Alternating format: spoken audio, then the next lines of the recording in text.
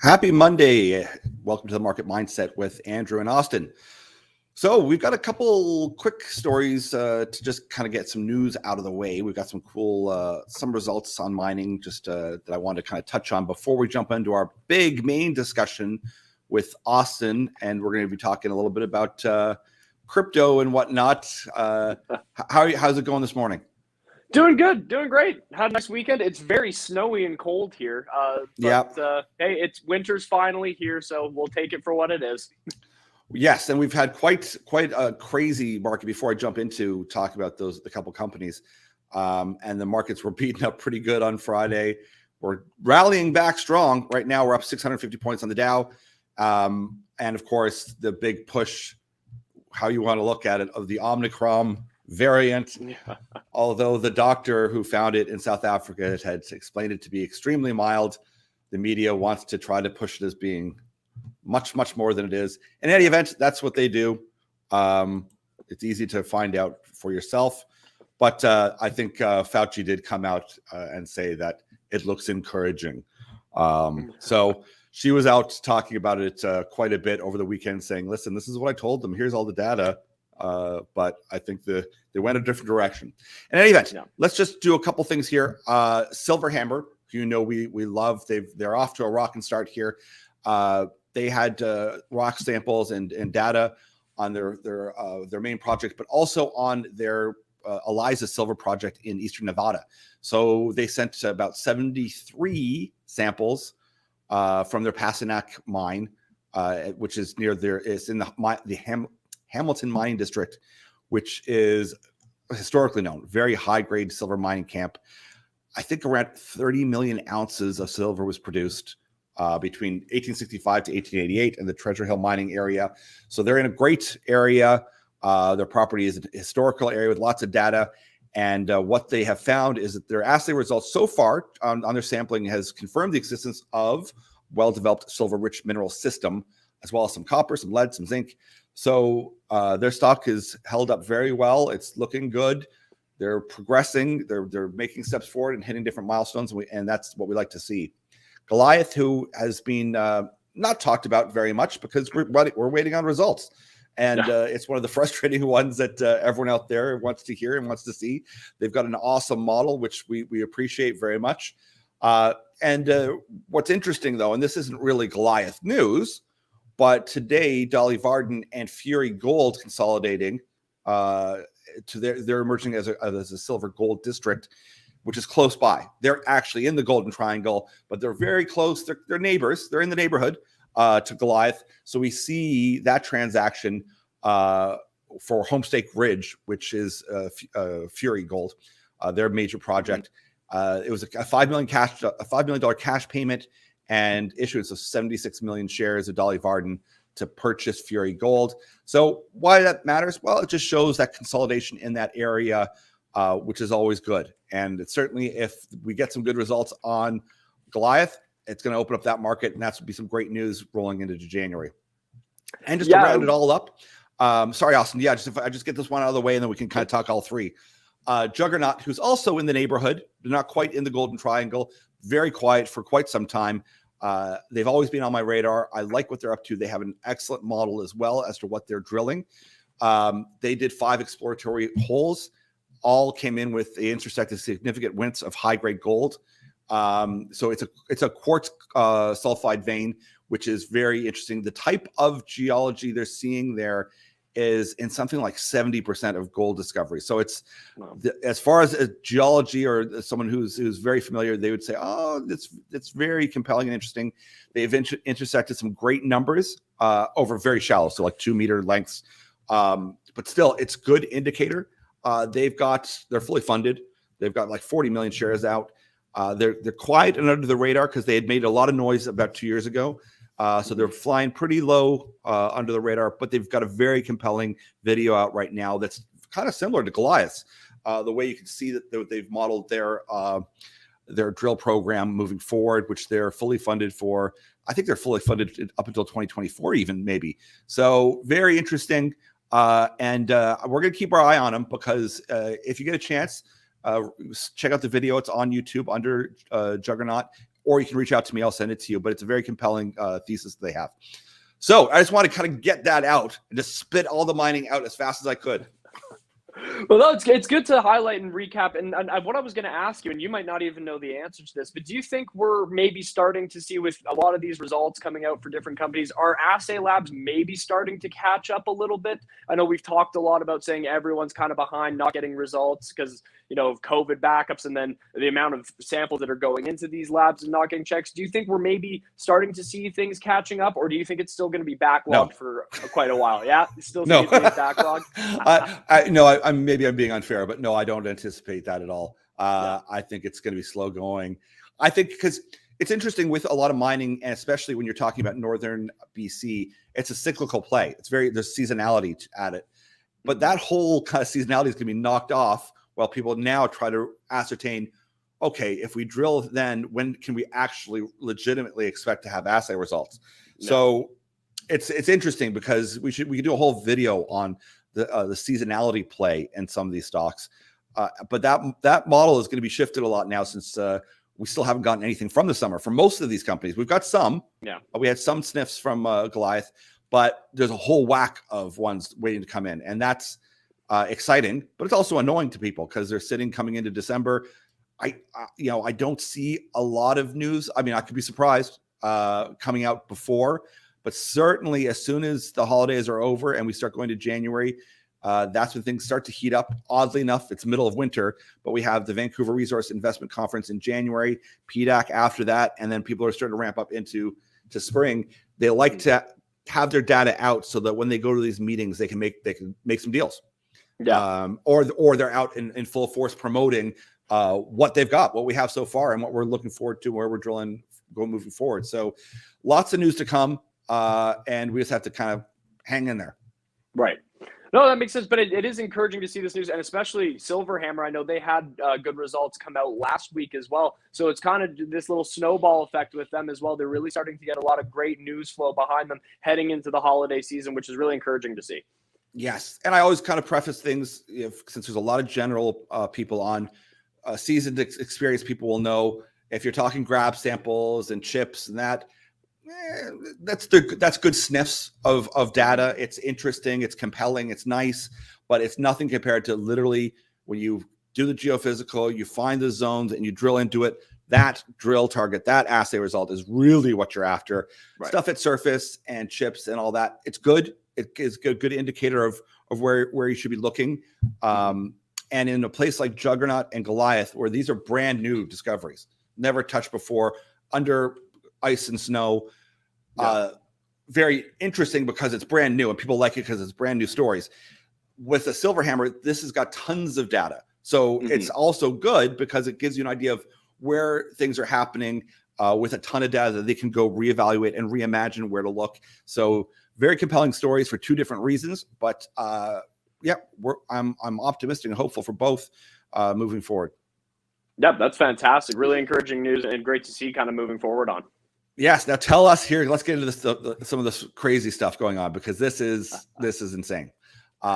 As everyone can see, crypto took a jump off the cliff on Friday and just being pounded for a little bit here. But tell us what's going on.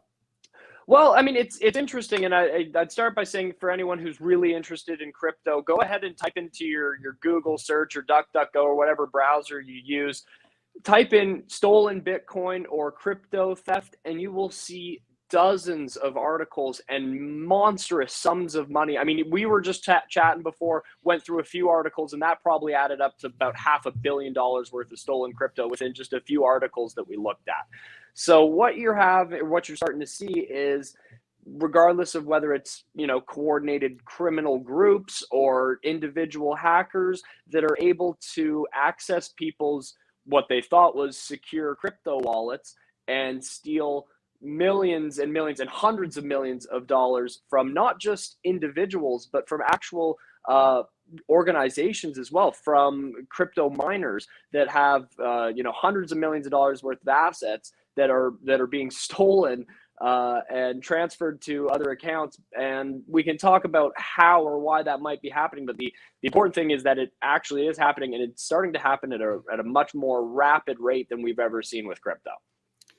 Now, with some of these, like I've got some crypto. I've got a Wealthsimple account, and not that I'm promoting that. I would promote that over Robinhood. Let's just say that. But I thought I'd heard somewhere in some article that literally all they need, and we're not talking about hacking like a cool movie, like we see like they're in front of their keyboard and they're hacking, is that if they know what your name is, Andrew, and they get my phone number, that they can, and say they happen to know I'm using Robinhood, they could call up Robinhood, say I'm Andrew, and they're not really going to verify too hard at Robinhood. Like they're not, or they can request a reset. They can do things. And that's what they're talking about with hacking, is that it's literally picking up a phone and convincing someone on the other end to either reset, to do something, or it's not this intricate, cool, like, they've sent in a Trojan horse and it's all in front of the computer type thing. It's cyber warfare type thing. Yeah. It's not like that looks cool in the movies, but that's not really what's happening. And it's interesting. I'm only bringing it up because every day, all the time, whether it be Facebook or on, LinkedIn, I'm getting people saying, "Hi, I'm XYZ Bitcoin trader," whatever. And it always is the same deal. It's always chat, very friendly, very nice. And then it's the ultimate is, I talk on WhatsApp. Would you like to talk on WhatsApp?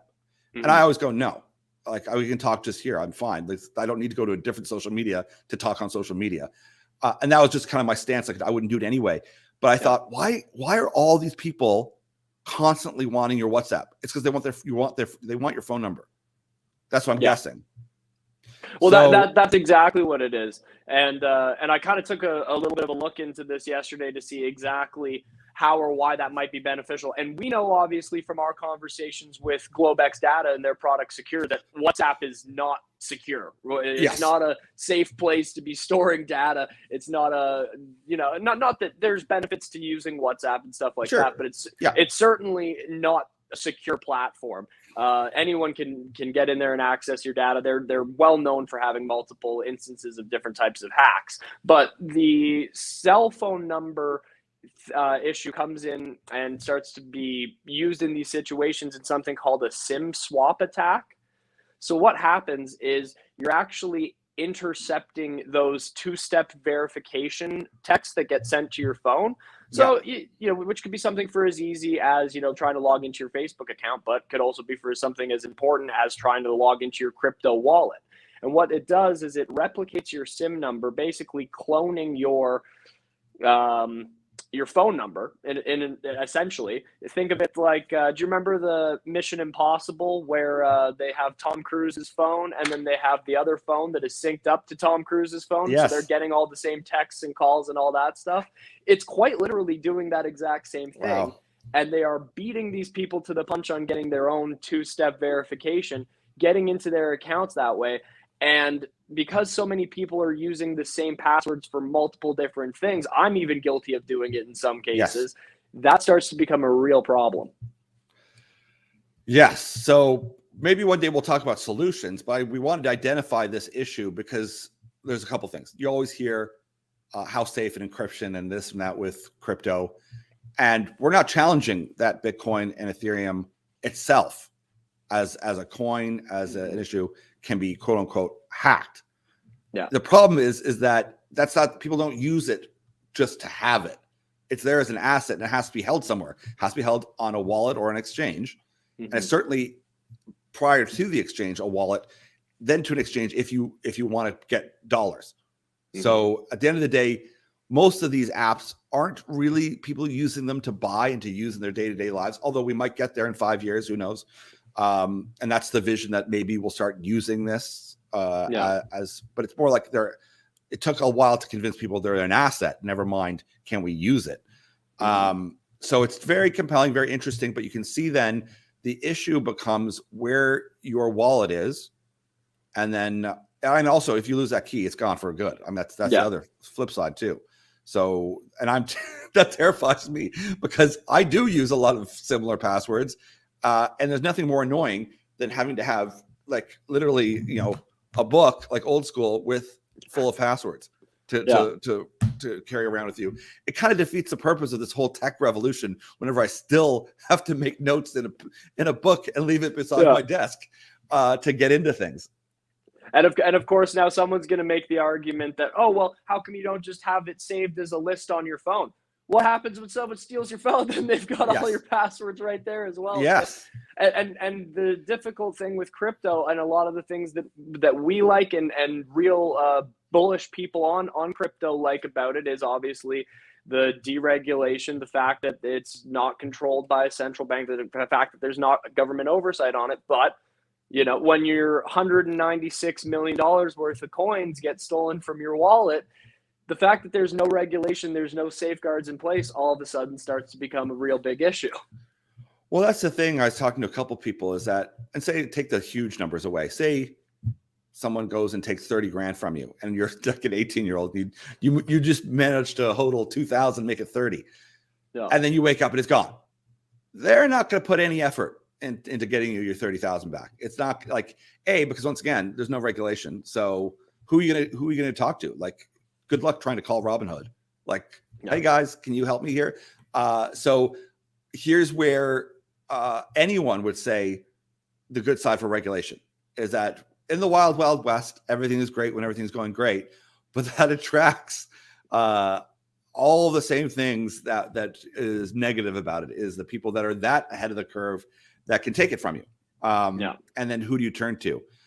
Now, if I'm going to put on tinfoil hat right now, I would suspect that a lot of this theft is probably government agencies of some kind as well, dissuading or making it, to make the case that you need to have a stable coin, you need to have a digital currency because it is regulated. Who knows? Yeah. But it would make for a good movie, that's for sure. It would for sure. And another interesting, kind of tidbit to put on top of that. I don't know if you saw the story about the Hamilton kid who stole $46 million from someone in the U.S. But the operation to kind of track him down and charge him with this was local RCMP in Canada working with the FBI and the U.S. Secret Service. Now, I'm not an expert on, U.S. Intergovernmental relations, but I do think that would be something that the Secret Service would necessarily be working on. Yes. So U.S. Secret Service, that would lay a hint to me that he stole it from someone in government or someone high up the food chain. Because why would Secret Service be involved in it? I can understand why you'd have not national, because it's not really national security, but the FBI, sure. Yeah. Why would RCMP why would they be excited about working with the FBI? Part of me would think they'd go, this is our case. We got it. We don't need you. Yeah. There would have to be some exchange of data if they wanted to, but that is it. That is interesting. But we'll say this, like with Project Veritas being raided by the FBI and Secret Service as well. Yeah. What we're finding in the U.S. is government agencies and bodies being used in very interesting authoritarian type of ways that we've never seen before. That's troubling, to say the least. But the thing is, with this stuff, my understanding is it's fairly straightforward to track it down. Yeah. Now, I could be wrong, but they can track it down. I mean, the one thing that they say that it's hard to track and you're anonymous and all that. That's not really true once you put it into a wallet and once you start trying to use it. It's exactly opposite of that. It's very simple to track.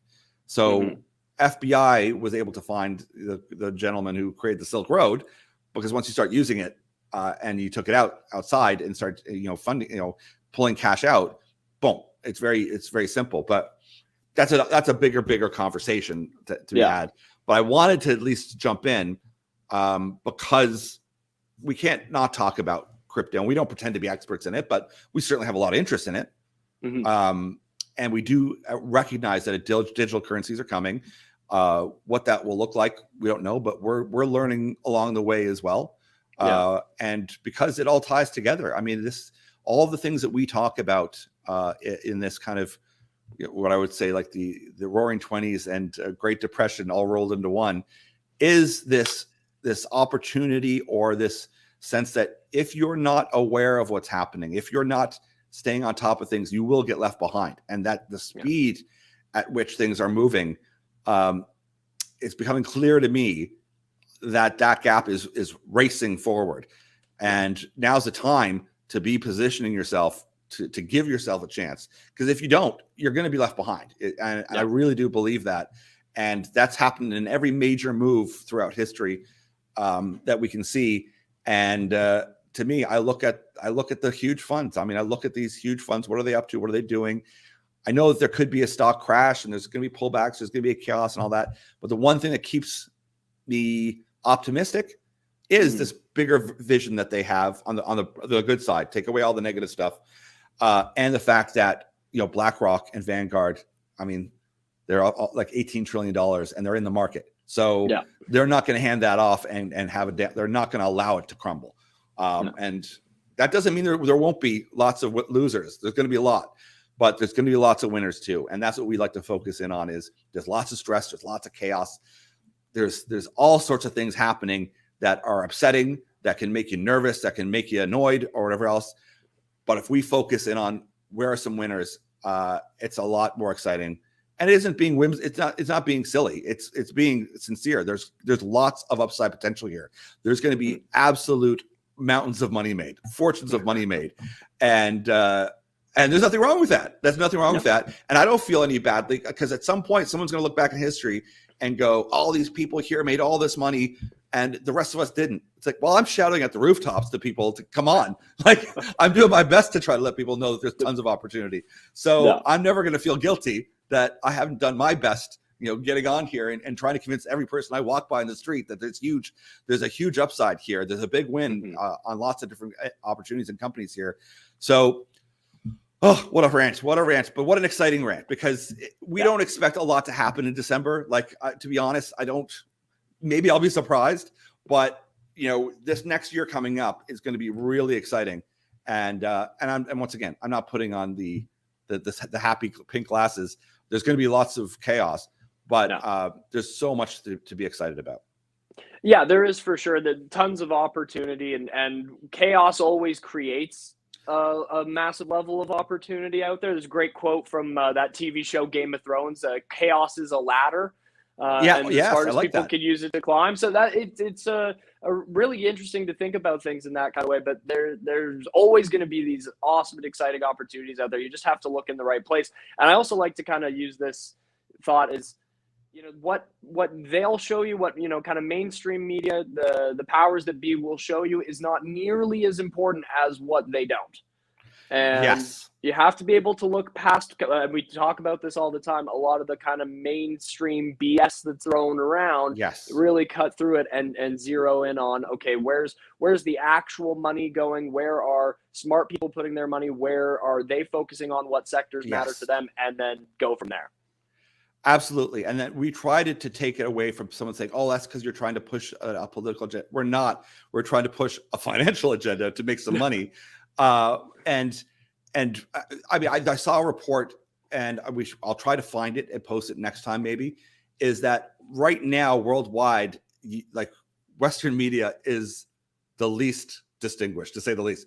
It has no hold on people. So even though they're pushing and pushing and pushing, it's like the least trusted source, as it should be, to be perfectly honest, as it should be.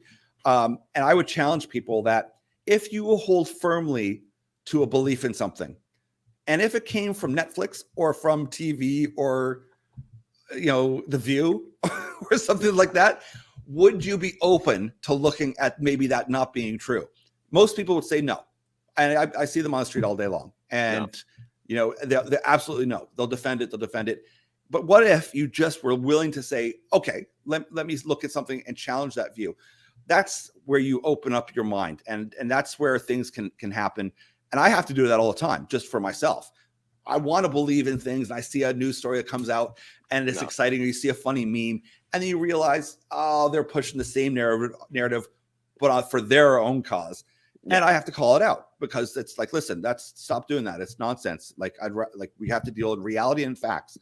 That's the place to be. And if you're talking from truth, that matters. And if you come with the hope or with the model, like in science, of reason and to be challenged all the time, that's a place of integrity as well. And I think I like that Game of Thrones quote, because I always look at being the obstacle is the way. It's never the end result. Most people aren't very happy when they get the end result, whether it's a win or a loss. But it's that obstacle that challenges you. That's where real growth comes as a person. Opens up your mind to really challenge, to go, okay, I'm open to hearing things, because maybe I'll get that next level up, or of opening up, like, oh, I see what's happening. I think I see what's happening. So anyways, really interesting talk here, Austin. We could go on with like this for quite some time, but we got markets to deal with. We got work to do, and we've got lots of exciting things coming up. Anything else you want to kind of just drop off or finish off for us about the crypto? I would just, I would look at it in this kind of sense of, you and I talk all the time about how we've kind of accepted that this whole crypto thing's it's gonna be fun and people are gonna make a lot of money, but where it eventually leads is federally regulated digital currencies. That's kind of the end game result. And I wouldn't be surprised to see this kind of Bitcoin theft and, different cryptocurrencies being stolen from people's wallets as a push for regulation and that whole kind of stream of things to pivot things in that direction. I'm not saying that's for sure what's going to happen. Yeah. I just personally, I wouldn't be shocked if you start really seeing this push for more regulation, more control, government intervention in cryptocurrencies and stuff like that. And then we'll be getting just to that end game point a little bit faster. Yeah, no, I appreciate it. That's a very good, insightful comment. So thanks so much. Lots to think about, everyone. Send us emails if you've got any questions too, or challenge it, or you don't agree. But more importantly, enjoy the rest of the day, and have a safe day as well. Absolutely. Take care, guys. We'll chat to you later.